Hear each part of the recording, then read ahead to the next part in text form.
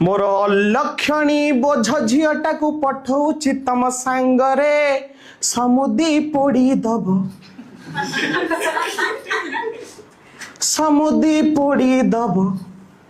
मोर अलक्षणी बोझ झीटा को पठौछि तम सांगरे समुदी पोड़ी दब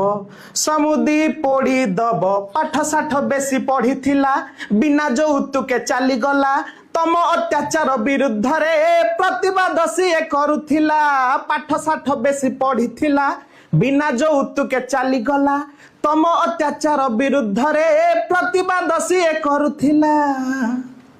झियो हे बहुत छई देखौछि सीए बाबा रे समुदी पोड़ी दब समुदी पोड़ी दब समुदुणी को रहिला मोर एतिकी गुहारी पिठी को तार फटेई दब।